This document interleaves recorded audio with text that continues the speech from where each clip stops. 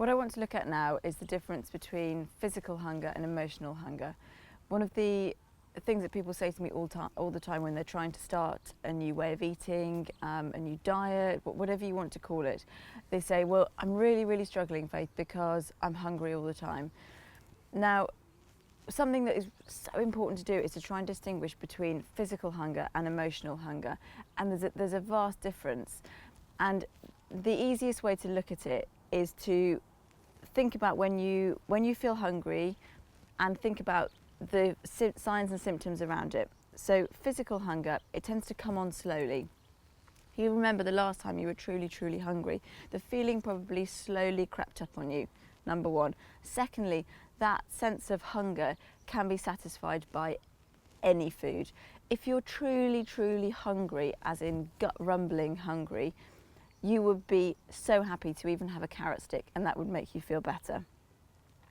Thirdly, that hunger is eased by eating something and you don't feel any guilt. You're hungry, you eat, you feel better, you don't feel any guilt.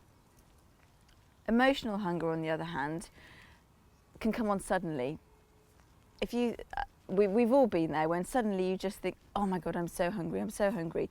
But that hunger is usually associated with a specific food. So you think, oh, I'm so hungry, I could murder a cream cake, or I'd love a bar of chocolate, or just craving a bar of chocolate. That's emotional hunger. It comes on very suddenly and it can only be satisfied by a specific food. If you're truly hungry, as I said, a carrot stick will be amazing, a piece of chicken, whereas emotional hunger tends to be satisfied by sweet, salty, fatty foods. And the other thing with emotional hunger, the other difference between emotional hunger and physical hunger, you eat until you're satisfied and then you're able to stop. Emotional hunger, you tend to overeat. We eat until we've gone past the feeling of actually being full, and we can feel quite uncomfortable. Often also with emotional hunger, there's a degree of guilt or regret afterwards when you don't feel just satisfied, you feel, oh, I wish I hadn't eaten that. Actually, I enjoyed it whilst I was eating it, but 20 seconds afterwards, I just feel rubbish again.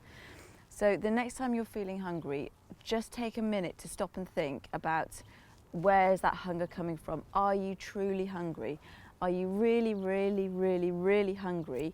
Or is it emotional? And if it's emotional, just try some distraction techniques. Try and go and brush your teeth, go for a walk around the block, take your dog out into the garden, go and play with your kids, read a book, do something to take your mind off that hunger and the craving for a specific food, and see how you get on.